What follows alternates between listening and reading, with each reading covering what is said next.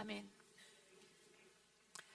참 목자가 되기 위해라는 말씀의 제목으로 함께 말씀 전합니다. 참 목자가 되기 위해. 제가 전에 살던 캘리포니아에는요, 그 LA에 가면 지나가는 그 길목에서 김 목사님 하고 외치면 기본적으로 5명은 뒤를 돌아본다라는 말이 있습니다. 그만큼 그곳에는 목회자들이 많이 있다라는 말이겠죠. 그런데 아이러니한 문제는요, 요즘 정작 그들의 목회 현장을 들여다보면 그렇게 많은 목사들이 있음에도 불구하고 동역할 목회자를 구하는 것이 쉽지 않다라는 것입니다. 그래서 요즘 많은 교회들이 가장 고민하는 것 중에 하나가 바로 함께 할 사역자를 찾는 것입니다. 목회자들의 숫자가 많다 하여도 어떠한 경로에 서든지 목회라는 사명을 이탈하는 일들이 많아졌기에 이제 목회는 사명이다로 감수하고 그 길을 걸으려는 그 목사들의 숫자가 줄어들고 있다는 것을 나타냅니다. 제 주변에 있는 지인 중에서도요, 그 목회를 하다가 그만두고 중고차 딜러로 하시는 분 또는 회사원으로 전향하신 분들이 꽤 있습니다. 그리고 그들의 이야기를 들어보면 그들이 말하는 이유는 하나같이 목회는 내가 가야 할 길이 아니다. 내 적성에 맞지 않는다. 그래서 나는 참목자가 될 수 없음을 너무나도 잘 안다라는 말이었습니다. 너무나도 서글픈 목회 현장의 현실을 나타내주는 말입니다. 저도 개인적으로 그 목회의 여정을 걸어가며 가장 많이 고민하는 것 중에 하나가 과연 나는 참 목자인가라는 단어입니다. 과연 나는 참 목자인가?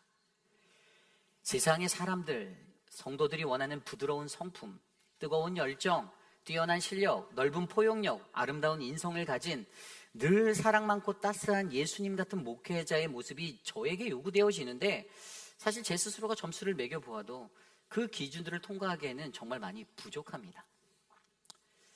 한때 하나님 그분의 부르심에 기도로 받아 응답받아 신학교에 갔고요. 또 열심히 그 길을 걸어 목사 안수를 받아 주의 종이 되어 나아갔음에도 또 그냥 그렇게 나가면 다 잘 될 줄 알았는데 그 길이 쉽지 않음을 느낄 때면 늘 저는 제가 가진 그 연약함에 실족하고 가슴 아파할 때가 있습니다.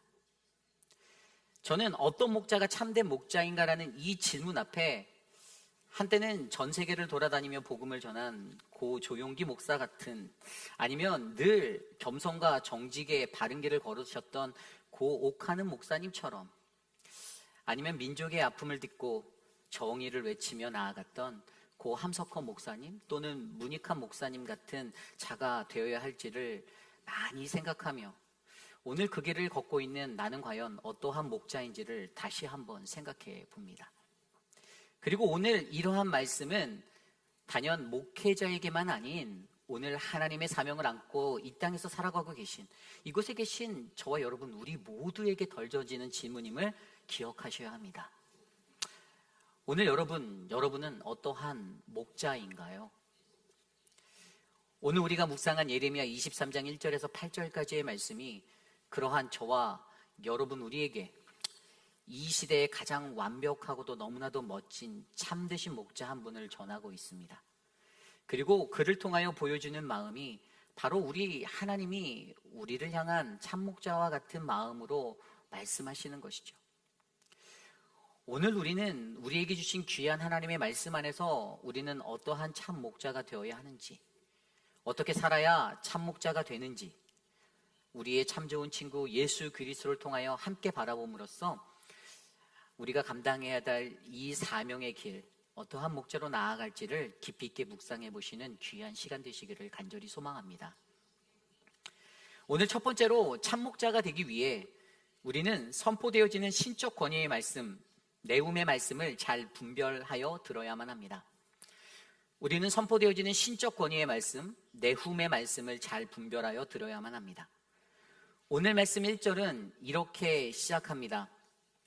여호와의 말씀이니라. 아멘. 예레미야서에서 반복해서 사용되어지고 있는 구절 중에 여호와의 말씀이니라 라는 구절이 있습니다. Declares the Lord. 예레미야서에서 이 구절이 너무나도 많이 나오기에 특별히 오늘 말씀도 1절과 2절과 4절과 5절, 7절에 무려 5번이나 반복되어지고 있습니다. 1절부터 8절까지 8절의 구절에 무려 5번이나 나오고 있는 이것, 그것이 바로 여호와의 말씀이니라입니다. 그리고 이 구절이 가지는 매우 큰 의미가 있음을 우리는 느낄 수가 있습니다. 여러분, 본문에서 어떠한 말이 반복적으로 계속되어질 때, 되새겨질 때 그것은 무엇을 나타냅니까? 강조입니다. 강조. 매우 중요하다라는 거예요. 중요한 무언가가 있다라는 겁니다. 그럼 오늘 여호와의 말씀이니라, 이것이 강조하는 것은 과연 무엇일까요? 일반적으로 우리가 잘 아는 이 말씀이라는 단어, 히브리어로 다바르라는 단어가 있죠. 여러 번 말씀드렸습니다. 이것은 성취될 말씀이라고 우리가 이해하고 있죠. 성취될 말씀. 하나님이 한 번 말씀하시면 그 말씀은 반드시 말씀하신 대로 다 이루어지는 거예요. 그렇죠? 그런데 오늘 본문의 여호와의 말씀이니라, 이 말씀은 히브리어로 네훔이라는 단어를 사용합니다. 네훔. 여기서 네훔이라는 단어는요, 신적으로 선포되어진 하나님의 말씀, 하나님께로부터 받은 말씀, 이 오라클적인 말씀을 말하는 거예요. 다시 말해 그 말씀에는 신적, 영적인 권위가 담겨져 있다는 것입니다. 그리고 그 말씀의 선포의 주체가 전하는 자, 바로 오늘 말씀 속에 예레미야가 아닌 바로 우리 하나님이시라는 겁니다. 그래서 오늘 남유다에 그 말씀을 전하는 예레미야, 이 선지자, 그의 선포에는요, 하나님께서 그를 부르시고 세우신 하나님의 참 선지자를 통하여서 선포되어지는 진리, 그 하나님의 선포의 능력이 담겨져 있습니다. 그리고 이 네움이란 단어가 사용된 또 다른 본문이 구약 성경의 에스겔서 13장 6절인데요. 에스겔서 13장 6절입니다. 여호와께서 말씀하셨다고 하는 자들이 허탄한 것과 거짓된 점괘를 보며 사람들에게 그 말이 확실히 이루어지기를 바라게 하였거니와 그들은 여호와가 보낸 자가 아니라. 아멘. 이 구절에서 하나님의 선포된 그 말씀은요, 거짓 예언자들을 통해 전해질 것이 아니라 참된 예언자를 통해서 선포되어지는 것임을 강조하고 있습니다. 다시 말해 오늘 예레미야를 통해 남유다에 전해지는 그 하나님의 말씀은 참된 예언자 예레미야를 통하여 선포되는 하나님의 신적 선포임을 확신시켜주는 것입니다. 결국 이것의 핵심은요, 예레미야라는 참 선지자를 통해 하나님 그의 마음을 전하는 것, 바로 그 선포의 주체가 우리 하나님 되시는 것을 나타내 주는 것입니다. 그러므로 여러분, 오늘 우리는 참다운 선지자로 인해 선포되어지는 그 모든 하나님의 말씀의 주체가 우리 하나님이심을 바르게 이해하셔야만 합니다. 믿으셔야 해요. 물론 그때에 거짓을 전하는 거짓 목자들도 있었습니다. 가짜가 있었어요. 오늘 본문에도 그것을 전하지 않습니까? 남유다 당시 세상에는 악한 목자라고 불리는 거짓 선지자들이 있었습니다. 그때 그들이 말하는 것은요, 거짓이 진실인 듯, 진실이 거짓인 듯 수많은 하나님의 백성의 눈을 가리우는 일들로 그들의 것들이 사용되어졌습니다. 그래서 어떻게 되었습니까? 수많은 백성들이 그들이 진리를 보지 못하고 듣지 못하며 여전히 참된 하나님의 말씀 선포, 이 네움의 말씀을 분별해내지 못하였습니다. 쉽게 말해 영적 혼미함에 빠졌던 것입니다. 그리고 그로 인하여 그들은 참된 선지자 예레미야를 그렇게 의심하고 핍박하고 고난받게 했습니다. 왜죠? 무엇이 진정한 하나님의 선포, 이 네움의 말씀인지를 인지하지 못했기 때문입니다. 무수히 쏟아지는 말씀 속에서 네움의 말씀을 분별해내는 것이 어려운 것이죠. 압니다. 여러분, 오늘날 우리가 살아가는 이 세상에도 수많은 말씀의 소리가 있습니다. 그러나 그 중에 진정한 하나님의 말씀의 선포, 이 네움의 말씀의 분별함이 우리에게 필요합니다. 분별함으로 바르게 분별하고 바르게 듣고 바르게 믿는 이들이 우리에게 필요합니다. 초대교회 때도 그랬듯이 늘 교회라는 공동체, 그곳에는 말씀을 위장한 이단의 공격과 현혹, 속임과 유혹이 넘쳐났습니다. 왜입니까? 진리를 가리기 위해서입니다. 요즘도 발달된 과학 문명으로 인해서 인터넷을 이용하여 우리가 들을 수 있는 수많은 무수한 말씀이 있는데요. 문제는 거기에서 어떠한 말씀이 참되고 거짓된 것인지 진정한 하나님의 선포, 이 내음의 말씀을 잘 구별하여 듣는 것이 쉽지 않다라는 것입니다. 진리를 가리려는 그 사단의 공격이 오늘도 우리에게 계속되어지고 있는 것이죠. 그래서 어떤 이들은 그러한 말씀을 들으며 나는 고 오카노 목사님의 메시지가 좋았는데, 나는 이찬수 목사의 메시지가 좋은데, 유기송 목사님의 그 말씀이 나한테는 너무나도 좋은데 라는 그 구별만 난무하지, 그저 자기 자신의 선호하는 그 말씀의 스타일대로 따라만 가지, 자신의 마음에 아픔을 주고 울림을 주는, 그래서 성숙에 이르게 하는 참되신 하나님의 말씀, 그 음성을 듣기 위해 몸부림치는 이들이 많지 않다라는 것입니다. 내 귓가에 따스한 말이면 최고의 말씀이 되고 은혜의 말씀이 되고, 자신의 마음에 거리끼면 악한 목자로 깎아내려버리는 그 현실 가운데 우리는 아파해야 합니다. 그리고 우리는 노력해야 합니다. 어떻게 해야 내가 참되신 하나님의 말씀을 잘 구별하여 들을 수 있을까? 어떻게 해야 내가 그 내용의 말씀을 내가 들을 수 있을까 고민하셔야 합니다.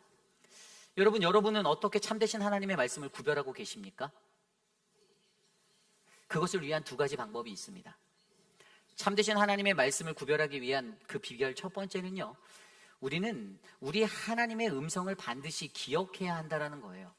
우리는 우리 하나님의 음성을 반드시 기억해야 합니다. 하나님의 음성은 어떤 것일까요? 여러분, 이 질문에 여러분은 뭐라고 대답하실 수 있습니까? 요한복음 10장 말씀을 보면 양의 우리에 관한 말씀이 나옵니다. 요한복음 10장 3절 5절입니다. 문지기는 그를 위하여 문을 열고 양은 그의 음성을 듣나니 그가 자기 양의 이름을 각각 불러 인도하여 내느니라. 자기 양을 다 내놓은 후에 앞서가면 양들이 그의 음성을 아는 거로 따라오되, 타인의 음성은 알지 못하는 거로 타인을 따르지 아니하고 도리어 도망하느니라. 아멘. 여기서 핵심은요, 양들은 자기 자신의 목자의 음성을 알아듣는다입니다.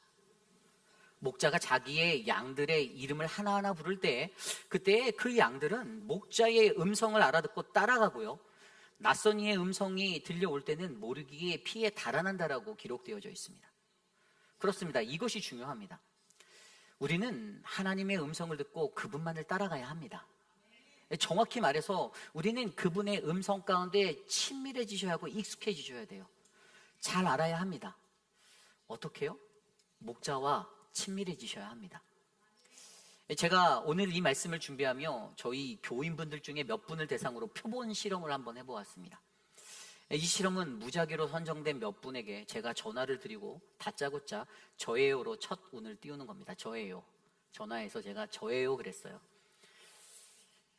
그리고 그 양들이 저의 목소리를 알아보는가 못 알아보는가 확인하기 위한 시험이었습니다. 우리 교회에 착한 양 되신 성도님들이 과연 목자인 저의 소리를 알아볼까? 어땠을까요? 저도 너무 궁금했어요. 그래서 제가 너무 감사하게 그 실험을 하였을 때 너무 많은 분들이 제 목소리를 단번에 알아주셨습니다. 아니, 제가 저예요라고 전화를 했는데 네 목사님 이러시는 거예요. 너무 감사했어요. 이 저의 목소리를 안다라는 거잖아요. 감격했습니다. 단 한 분만 빼고요.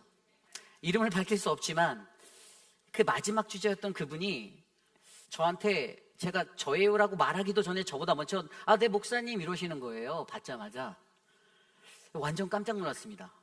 진짜 감격했죠. 야, 이분은 나의 숨소리만 들어도 나인 줄 아는구나, 목사인 줄 아는구나. 내가 한마디도 안 했는데 내가 결코 목회를 헛되게 하진 않았구나라고 기뻐했는데, 그분이 하시는 말씀이 목사님 전화기에 목사님 이름이 떠요 이러시는 거예요. 제가 미처 생각하지 못해서 간과했던 부분이었어요. 그래서 그 다음부터는 교회 전화로 전화를 드렸습니다. 그래서 결국 그 실험은 그렇게 마쳤지만, 이 음성 인식의 원리가 저와 여러분 우리 하나님 안에 있어야 한다라는 것입니다. 우리는 우리의 목자 되신 예수 그리스도 하나님, 그저 그분의 숨소리만 들어도 그분이시구나, 나의 목자시구나 알아채셔야 합니다. 이것이 양과 목자의 관계성의 비결이라는 거예요. 그렇다면 여기서 우리는 한 가지 고민을 더 할 수 있죠. 그렇다면 내가 어떻게 해야 그렇게 될 수 있을까? 우리는 이것을 고민하게 됩니다. 어떻게 해야 우리의 목자 되신 그분의 음성을 바로 알아챌 수 있나? 그 답도 간단합니다. 하나님의 말씀과 기도로 충만함으로 늘 우리 하나님께 가까이 붙어 계셔야만 합니다. 많이 묵상하고 많이 기도하고 그 삶으로 나를 채우셔야 돼요. 우리가 잘 아는 다윗은 늘 하나님의 음성 듣기에 가까운 사람이었습니다. 아마도 그가 어려서부터 양을 치는 목동 생활의 삶을 살아갈 때 그의 삶에 말씀과 기도로 채우는 은혜, 틈만 나면 밤하늘의 별을 벗삼아 하나님의 말씀을 묵상하고 또 묵상하는, 그러면서 하나님께 질문하는 그런 삶의 훈련이 있었습니다. 그래서 그는 평생에 늘 하나님과 동행하기 위해 하나님께 묻고 또 묻고를 반복했던 인생이 되었습니다. 역대상 14장에 보면 다윗이 블레셋과 전쟁을 하는 장면이 나옵니다. 근데 전쟁을 하기 전에 거기에 보면 10절에 다윗이 하나님께 물어 이르되, 14절에도 보면 다윗이 또 하나님께 묻자온데, 그들이 싸워야 할지, 그들이 어떻게 싸워야 할지를 하나님께 묻고 또 묻는 모습을 보여주고 있습니다. 그때 다윗의 질문에 대하여 하나님이 직접적인 음성으로 말하셨는지, 아니면 꿈과 환상으로 보이셨는지, 아니면 또 다른 누군가의 대언을 통하여 말씀하셨는지는 정확하게 알 수 없으나, 그러나 한 가지 분명한 것은 그는 분명 하나님의 음성을 들으려고 삶의 매 순간마다 노력하였다라는 것입니다. 여러분, 오늘 저와 여러분 우리의 삶에도 이러한 하나님의 음성 듣기 위한 노력이 너무나도 절실히 필요합니다. 그래서 그 비결의 두 번째가, 그 음성을 듣기 위해 우리는요, 예수 그리스도 앞에서 시간을 보내야 한다라는 거예요. 예수 그리스도 앞에서 시간을 많이 보내라. 다시 말해, 우리는 예수 그리스도와 함께 늘 그분과 동행함으로 그분의 음성을 들을 수가 있다라는 것입니다. 키스 앤더슨이 쓴 경청의 영성이라는 책이 있습니다. 그 책에서 그는 소음이 많은 이 세상에서 우리들은 어떻게 하나님의 음성을 들을까라는 이 질문을 우리가 던져야 한다라고 말합니다. 그리고 그가 경청의 영성이라는 제목으로 이 책을 썼는데, 결국에 이 책의 핵심은 바로 예수 그리스도의 삶을 들여다보고 그가 가진 그 경청이라는 것을 수행하는 그 방법들을 훈련하라고 비법을 전합니다. 이것이 좀 더 구체적으로 무엇인가 하면, 이 경청의 모델을 예수 그리스도로 세팅해 놓고요, 그의 음성을 듣는 경청을 위해서는 겸손의 마음과 침묵이라는 이 두 가지가 필요함을 강조해 주는데요, 여기서 겸손의 마음은 다른 사람들이 하는 말에 리듬에 따라 조신하게 움직이는 것을 말합니다. 좀 더 정확히 말하면 내가 말하고 내가 주도하는 것이 아닌 다른 사람의 말에 그 리듬을 내가 타야 된다는 거예요. 그리고 침묵이라는 것은 무엇입니까? 이것은 아플 정도로의 침묵이 우리에게 필요하다라고 이야기합니다. 이것은 아무것도 들리지 않고 그의 응답이 없는 것과 같은 상황에서도 끝까지 인내하고 기도하는 것, 그에게 구하며 나아가는 것을 말합니다. 그렇게 그는 경청의 핵심으로 바로 예수 그리스도를 이 경청이라는 영성의 원형으로 바라보게 하고요, 이것이 단순히 그 음성을 우리의 귀로 듣는 것이 아닌 예수 그리스도 앞에서 시간을 보낸다라는 것을 의미한다라고 그 책에서 강조하고 있습니다. 여러분은 하나님과 얼마나 시간을 보내고 계십니까? 주님과 얼마나 시간을 함께하고 계십니까? 어디서 하나님의 음성을 우리가 들을 수 있는가의 그 질문 앞에 어떤 사람들은 오직 하나님의 말씀의 역사적인 기록 앞에서 내가 하나님의 음성을 들을 수 있다 생각하는 사람도 있을 테고요, 또 어떤 이들은 사람과의 관계 속에서 그 음성을 듣는다라고 말하는 이도 있을 겁니다. 또 어떤 이는 특정인이나 특정 집회를 통하여서 그 음성을 듣는다라고 이야기할 수 있는 사람도 있습니다.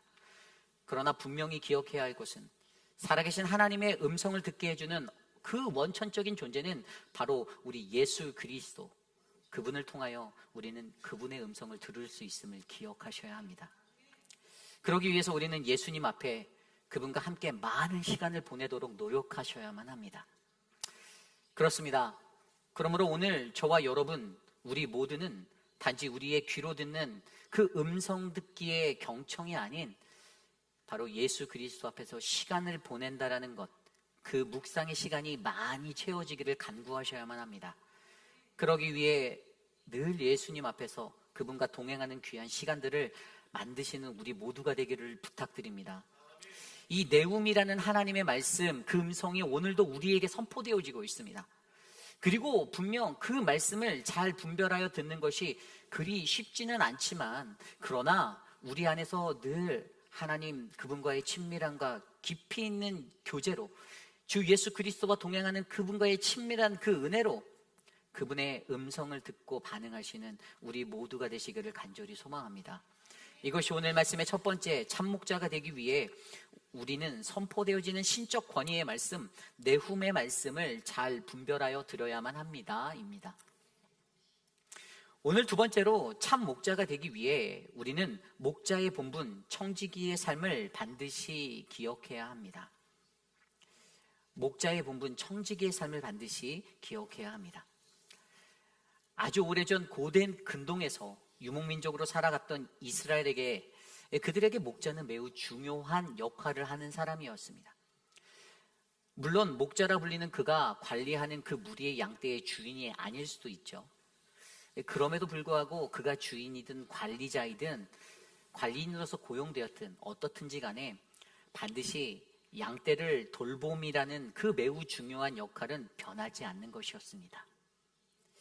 오늘 말씀 1절과 2절 그리고 3절과 4절, 그곳에는 그러한 목자에 관한 두 가지의 목자의 모습을 설명해 주고 있습니다. 우선 1절과 2절입니다. 여호와의 말씀이니라. 내 목자의 양떼를 멸하며 흩어지게 하는 목자에게 화 있으리라. 그러므로 이스라엘 하나님 여호와께서 내 백성을 기르는 목자에게 이와 같이 말씀하시니라. 너희가 내 양떼를 흩으며 그것을 몰아내고 돌보지 아니하였도다. 보라, 내가 너희의 악행 때문에 너희에게 보응하리라. 여호와의 말씀이니라. 아멘. 여기서 우리는 먼저 흩어지게 하는 목자의 모습을 바라봅니다. 흩어지게 하는 목자, 2절에 나온 대로 세 가지 동사로 양떼를 흩어지게 하는 목자를 나타내시는데요, 그는 흩어지게 하고 몰아내기도 하고 돌보지 아니하는 목자로 설명되어지고 있습니다. 반면 기르는 목자의 모습은 3절과 4절에 나와 있습니다. 내가 내 양떼에 남은 것을 그 몰려갔던 모든 지방에서 모아 다시 그 우리로 돌아오게 하리니 그들의 생육이 번성할 것이며 내가 그들을 기르는 목자들을 그들 위에 세우리니 그들이 다시는 두려워하거나 놀라거나 잃어버리지 아니하리라. 여호와의 말씀이니라. 아멘. 여기서 기르는 목자는요, 모으고 돌아오게 하고 번성하게 하는, 그렇게 세워진 자라고 설명하고 있습니다. 여기서 이 두 목자의 차이는 분명합니다. 흩어지게 하는 목자는 영혼을 흩고 내쫓고 돌보지 아니하는 자인 반면에 참된 목자는 기르고, 참된 목자는 영혼을 모으고 그리고 그들을 회복하고 번성하게 하는 자였습니다. 그런데 여기서 매우 중요한 것이 하나 있습니다. 그것은 바로 이 양에 관한 주어입니다. 다시 한번 1절부터 4절까지를 잘 보면 우리가 그것을 알 수 있습니다. 온통 주어가 내가입니다. 내가. 내 목장의 양떼를, 내 백성을 기르는 목자, 너희가 내 양떼를, 내가 내 양떼에 남은 것을, 내가 그들을. 아멘. 여러분 보이시나요? 이것이 의미하는 것이 무엇일까요? 양떼의 주인은 하나님이시다.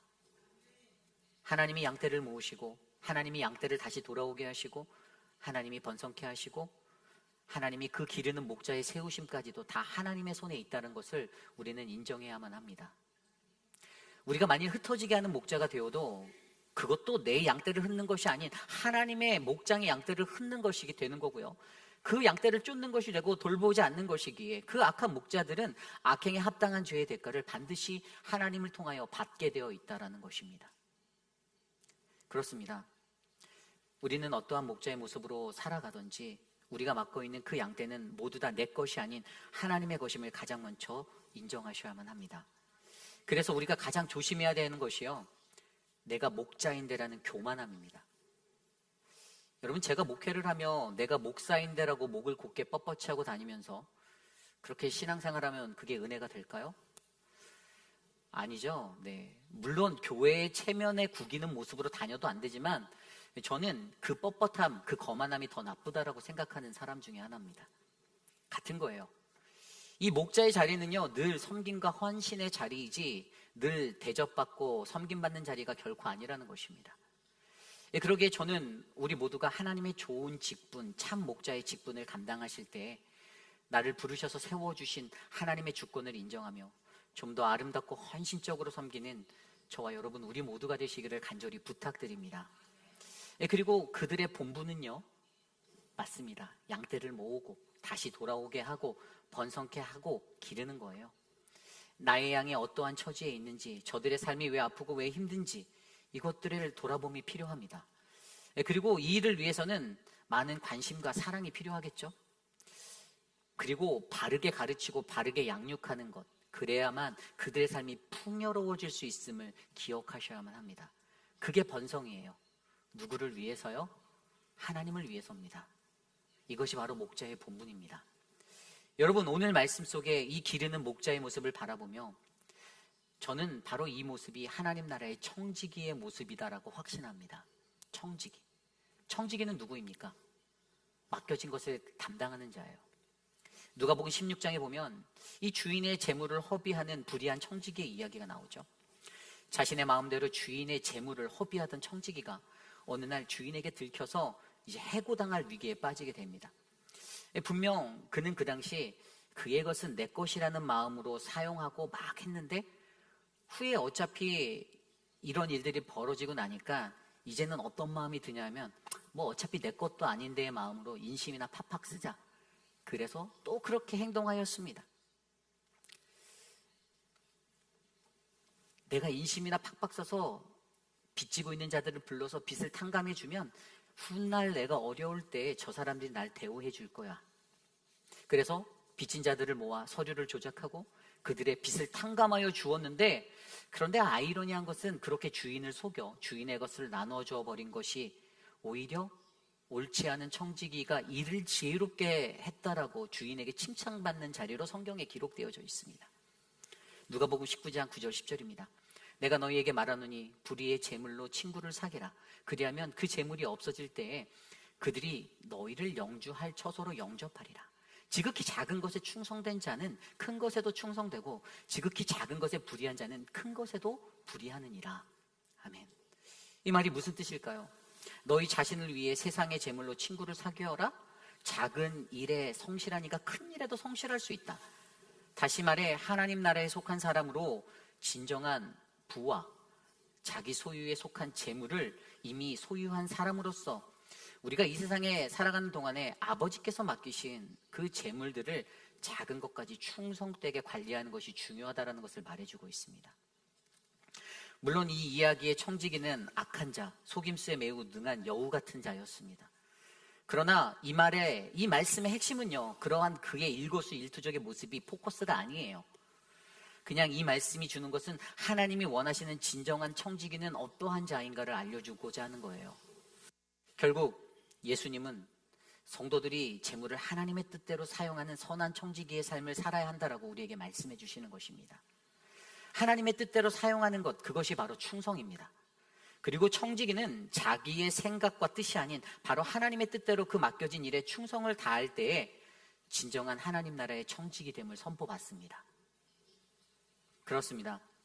오늘 참된 목자가 되기 위해 우리에게 필요한 것은 내 것이 아닌 하나님의 것임을 인정하고 하나님의 뜻에 맞게 맡겨진 그 어떤 작은 일에도 정직과 충성으로 임하는 그 청지기의 삶이 필요합니다. 이것이 중요해요. 여러분, 혹시 여러분들 스스로에게 내게 주어진 일이 다른 사람들에 비해 작고 초라하다라고 느껴지시고 그러신가요? 나는 이렇게 티도 안 나는 작은 일만 하라고 불평하시지는 않으십니까? 작은 일에 충성되어 정직하게 섬기는 청지기, 그 참된 목자가 되시기를 간절히 부탁드립니다. 참 목자의 본분은요, 우리에게 맡겨진 하나님의 영혼을 모아 회복시키고 영적으로 충만한 번성을 위해 기르는 목자, 참 목자로 세움을 받았음을 우리가 다시 한번 기억하시고 더욱더 값지고 귀한 사명, 작은 일에 충성하는 그 아름다운 청지기의 사명 잘 감당하시는 우리 모두가 되시기를 간절히 소망합니다. 이것이 오늘 말씀의 두 번째, 참 목자가 되기 위해 목자는 목자의 본분, 청지기의 삶을 반드시 기억해야 합니다입니다. 오늘 마지막으로 참 목자가 되기 위해 우리는 우리의 참 좋은 친구 예수 그리스도를 통하여 참 목자이신 하나님을 바라보아 오늘을 구원으로 고백해야 합니다. 어떠한 목자를 나의 롤 모델로 바라보는가? 이것은 신앙인에게 매우 중요한 것입니다. 왜냐하면 우리가 바라보는 그 사람이 바로 우리의 미래의 모습이 될 수 있기 때문이죠. 그래서 오늘 말씀은 우리 그리스도인들에게 그러한 참목자의 표상이 바로 예수 그리스도이시라고 선포하고 있습니다. 5절과 6절입니다. 여호와의 말씀이니라. 보라, 때가 이르리니 내가 다윗에게 한 의로운 가지를 일으킬 것이라. 그가 왕이 되어 지혜롭게 다스리며 세상에서 정의와 공의를 행할 것이며 그의 날에 유다는 구원을 받겠고 이스라엘은 평안히 살 것이며 그의 이름은 여호와 우리의 공이라고 일컬음을 받으리라. 아멘. 이 본문이 배경이 된 이 시대에는요, 그때는 이미 끝난 다윗의 왕가가 있었죠. 다윗의 왕가는 이미 끝났어요. 그런데 그 다윗의 왕가를 말하며 거기에서 한 의가 가지에서 나고 그가 왕이 되어 온 세상을 지혜롭게 다스릴 것이다. 형통케 할 것이다. 정의와 공의로 통치하고 그때의 남유다가 그날의 구원을 받고 평안을 얻을 것이다 라고 말합니다. 그리고 그렇게 나타나는 그의 이름을 여호와는 우리의 공이라고 일컬을 것이다 라고 설명하십니다. 그가 누구인가요? 예수 그리스도. 바로 예수 그리스도이십니다. 예수 그리스도, 그를 통하여 하나님은 반드시 이루어질 하나님의 언약이 우리에게 영원히 있음을 강조해주고 있습니다. 그리고 그가 바로 우리의 기르는 목자, 참된 목자임을 선언하고 계십니다. 오늘 말씀의 앞선 4절, 9절을 보면 거기에 기르는 목자라는 이 히브리어 단어가 라라는 단어를 썼어요. 라. 이 라라는 단어는 풀을 뜯기다, 먹이다의 뜻인데요. 그런데 이 단어에는요, 친구가 되다, 사귀다라는 뜻도 함께 담겨 있습니다. 다시 말해 오늘 기르는 목자, 참 목자는요, 나와 친구가 되어주는 그러한 분입니다. 오늘 우리가 불렀던 찬송가 주는 나를 기르시는 목자요, 나는 주님의 귀한 어린 양, 찬송가 570장. 바로 그 찬양이 우리가 믿는 하나님, 우리가 바라보는 예수 그리스도 그분이 나에게는 가장 좋은 친구고 가장 나의 참 목자 되심을 선포하고 있잖아요. 누가 나의 가장 좋은 친구인가요? 내 말을 잘 들어주고 내 뜻을 그대로 따라주는 사람? 내게 돈도 잘 쓰고 밥도 잘 사주는 사람? 그런 자가 우리에게 가장 좋은 친구인가요? 그럴까요? 아니요. 푸른 풀밭 맑은 시냇물가로 나를 인도하는 그 사람이 바로 나의 가장 좋은 친구, 참 좋은 친구임을 기억하시길 바랍니다.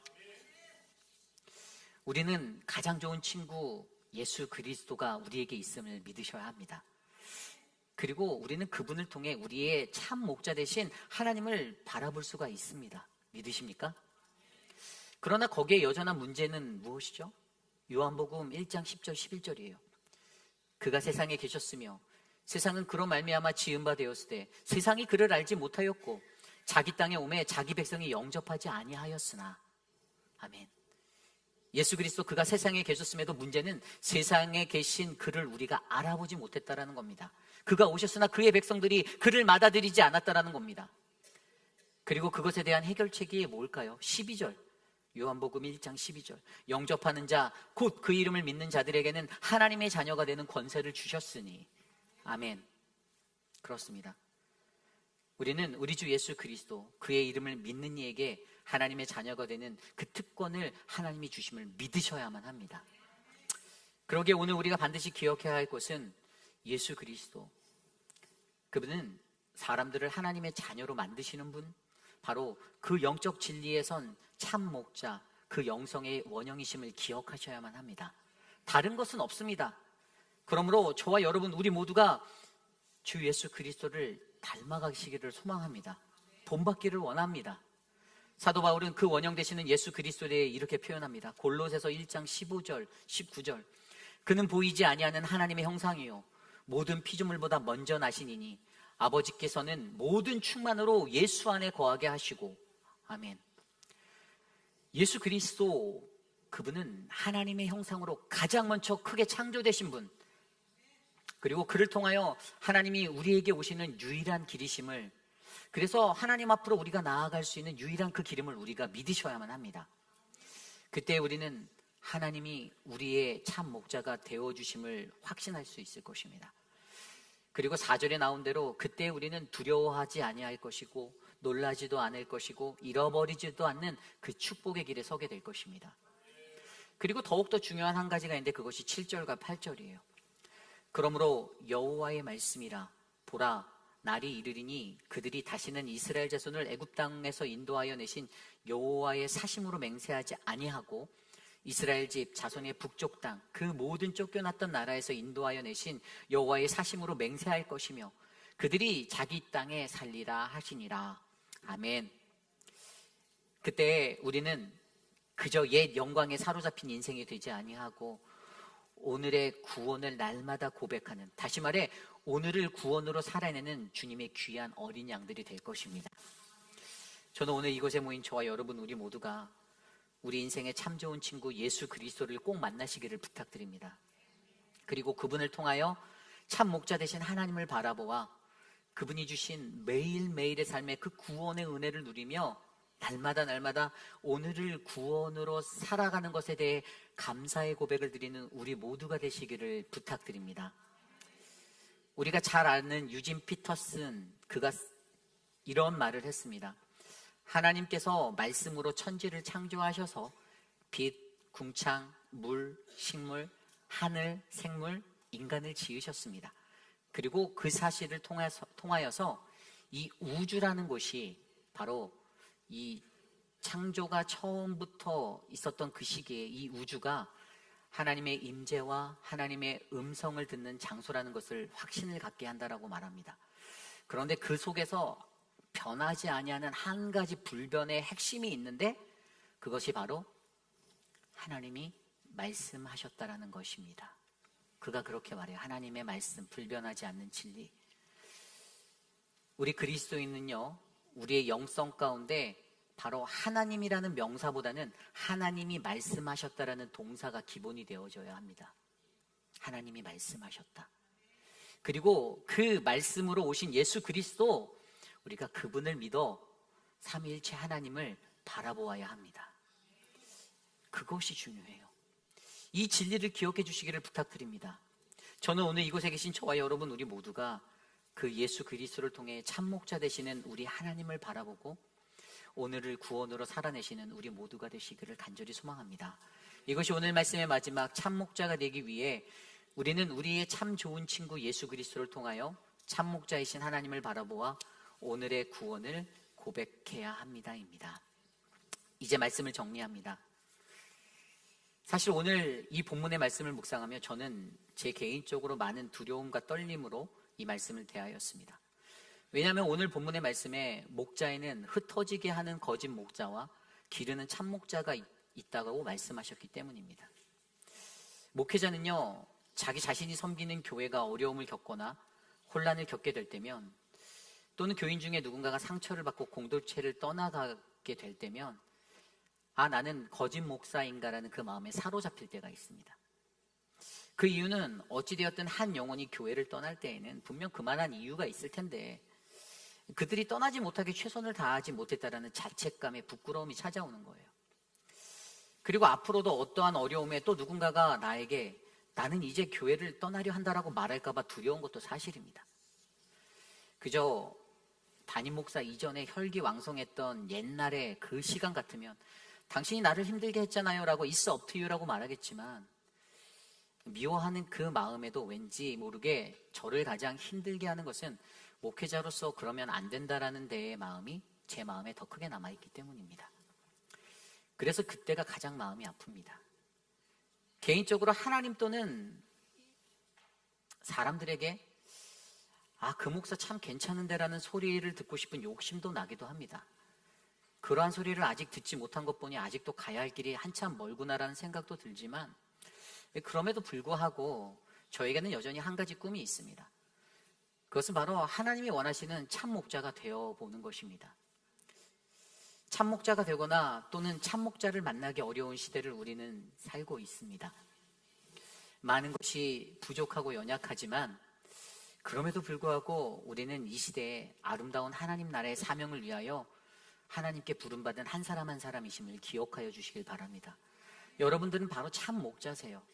내가 다니는 교회에 목사가 참목자 같지 않아 고민하고 온통 거짓과 가짜 같고 가짜인 것이 또 진짜 같고 막 헷갈리는 진짜 없는 그런 진짜 목자가 없는 그러한 세상에 우리가 사는 것 같이 느낀다 하여도, 그래서 내가 하나님의 자녀로 더 살아갈지 그만 살지 고민하는 분들도 있을 수도 있지만, 더 중요한 것은 그러한 여러분들을 하나님은 목자로 불러주셨다라는 것입니다. 온통 가식과 거짓, 속임수가 난무하는, 술책이 난무하는 이 시대에 과연 우리는 어떠한 참목자가 되어 이 세상을 살아가야 할까요? 오늘 말씀을 통하여 우리는 참목자가 되기 위해 우리는 선포되어지는 신적 권위의 말씀, 이 내음의 말씀을 잘 분별하여 들어야만 하고, 우리는 우리에게 주어진 목자의 본분, 이 청지기의 삶을 반드시 살아내셔야 하며, 우리는 우리의 참 좋은 친구 예수 그리스도를 통하여 참목자 되신 하나님을 바라보아 오늘을 구원으로 고백하는 아름다운 삶을 살아내시는 우리 모두가 되시기를 간절히 소망합니다. 우리는 여전히 죄에 빠져 허우적거리지만 그럼에도 불구하고 우리들을 인내로 기다리시는 그 하나님 아버지의 마음이 바로 성경이 전하는 참목자의 모습일 거라고 저는 믿습니다. 어두워져 망하는 세상 속에 수많은 목회자들이 있고 선교사들이 있고 성도들이 있어도, 교회를 가득 채운 그 수많은 주의 백성들이 이곳에 있다 하여도, 아마 우리가 각 사람이 내가 참된 하나님의 목자로 살아가야 할 거다라는 같은 꿈을 꿀 때에 저는 우리 공동체가, 우리의 가정이, 이 나라가 더욱더 아름다워질 거라 확신합니다. 그러한 마음으로 우리 함께 이 찬양 드리기 원합니다. 예수 우리 왕이여 이곳에 오셔서 보좌로 주여 임하사 찬양을 받아주소서. 우리 함께 우리의 유일한 왕 되신 그 하나님, 참된 목자 되신 그분을 모두 자리에서 일어나 소리 높여 함께 찬양합니다.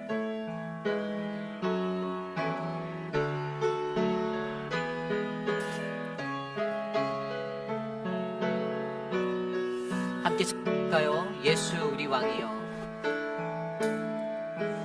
예수 우리 왕이여 이곳에 오셔서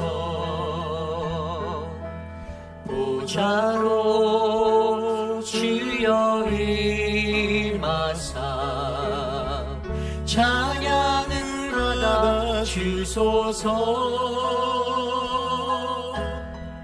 주님을 찬양하오니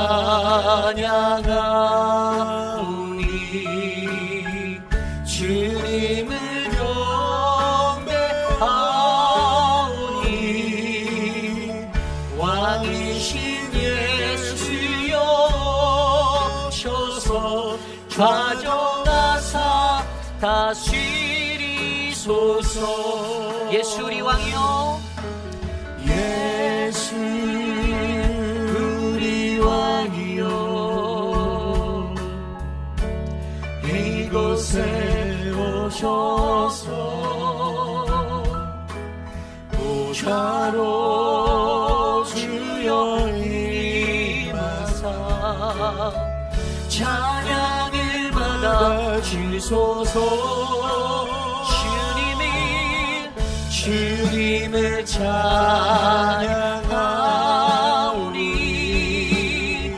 주님을 경배하오니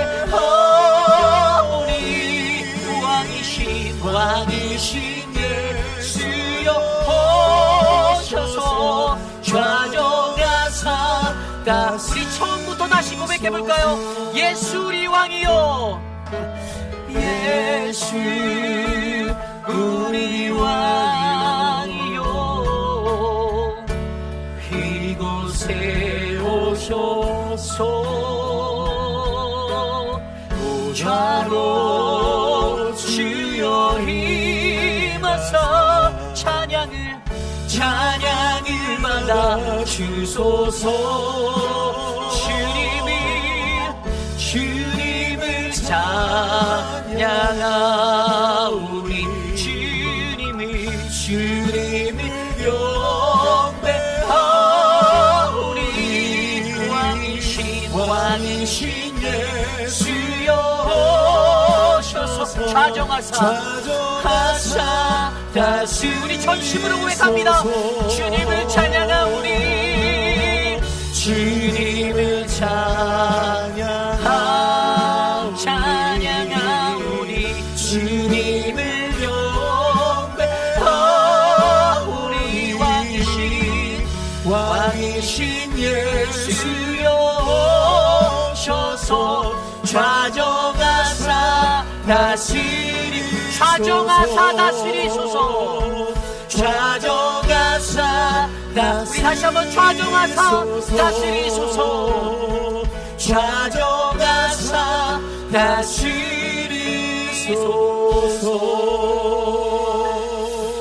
그렇습니다. 이 세상에 믿을 만한 것이 없고 무엇을 믿어야 할지도 모르는 손바닥 뒤집듯이 변하는 그러한 삶을 우리는 이 땅에서 살고 있습니다. 내가 믿었던 자에게 배신을 당하고 그것이 마음에 상처가 되고 나를 아프게 하고, 그런데 우리가 이 땅에서 살아가며 믿어야 할 사람은 오직 한 사람, 예수 그리스도 왕 되신 그분임을 우리에게 말씀하고 계십니다. 예수 그리스도 우리의 왕이십니다. 참 목자 되시는 그분, 우리는 그분을 통하여 하나님을 바라봅니다. 그리고 그 하나님이 그의 동일한 형상으로 우리들을 지으시고 우리들을 그분의 참 목자 자녀 삼아 주심에 감사하며 나가야만 합니다. 어떠한 삶이 내게 닥쳐오더라도, 나를 덮더라도, 하나님, 과연 나는 참 목자입니까? 나는 정말 그런 참 목자로 살았습니까? 세상에서 내가 얼마나 하나님의 참목자로서 역할을 감당하며 살아가고 있었는지 점검해보며, 하나님, 내가 그러한 자가 되기 원합니다. 나를 보호하여 주시옵소서. 이 시간 함께 합심하여 기도합니다. 하나님, 도와주십시오. 하나님, 은혜를 베풀어 주십시오. 하나님, 거짓과 속임수가 난무하는 세상 속에서 하나님, 나를 참목자로 세우시고 부르신 그 하나님, 그 은혜의 주님을 바라봅니다. 하나님, 나의 온전치 못함과 나의 연약함들, 깨지고 깨지는 그 상처들, 부끄러운 그 자리에서 하나님, 나를 온전한 하나님의 형상으로 다시 만져주시고 빚어주시고 하나님, 살게 하여 주시옵소서. 하나님, 우리 회의비라는 한인장로교회가 그러한 하나님의 거룩한 교회 되기를 원합니다. 하나님, 이 땅에 하나님의 은혜가 넘쳐나서 우리 교회가 세상의 빛과 소금 되신 하나님의 사명을 감당할 수 있는 그러한 하나님의 공동체가 될 수 있도록 하나님 인도하여 주시옵소서. 하나님, 다스려 주시옵소서. 참으로 존귀하신 하나님, 감사합니다. 하나님, 주님의 은혜가 우리 안에 가득하기를 소망합니다.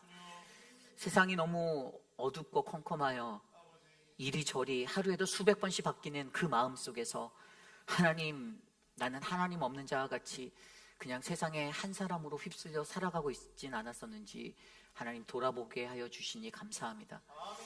우리를 참 목자로 불러주셨고 참 목자 삼아주신 하나님, 우리 안에 예수 그리스도를 통하여 드러나는 그 하나님의 사랑과 섬김이 흘러가도록 하나님 역사하여 주시고, 사랑하는 우리 회의비라는 장로교회 성도님들 한 분 한 분 험한 세상을 하나님, 주의 말씀과 주의 뛰어난 영성으로 극복해낼 수 있도록 은혜 내려 주시옵소서. 사랑의 주님, 육신의 연약함 가운데 고통받고 계신 분들, 사랑하는 박원려 권사님 하나님 지켜주시고, 또 사랑하는 우리 장봉근 목사님, 사모님 그 가정을 지켜주시고, 우리 조병현 성도님 가정을 축복하여 주시고, 하나님, 고통 중에 계신 분들을 하나님 붙잡아 주시옵소서.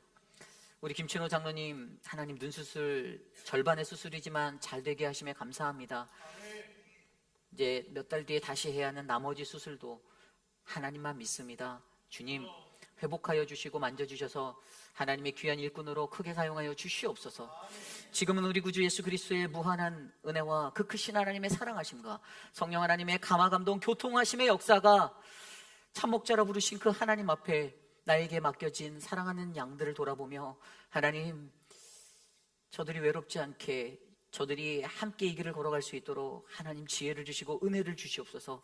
나를 주의 능력으로 서게 하여 주시옵소서라고 간구하는 사랑하는 우리 회의빛 한인 장로교회 성도님들, 오늘 이 아침에 거룩한 주의 존전에 나와 주께 예배드리는 믿음의 권속들 머리 위에 가정과 자녀와 삶의 터전 위에 지금으로부터 영원토록 함께 하시기를 간절히 축원하옵나이다. 아멘.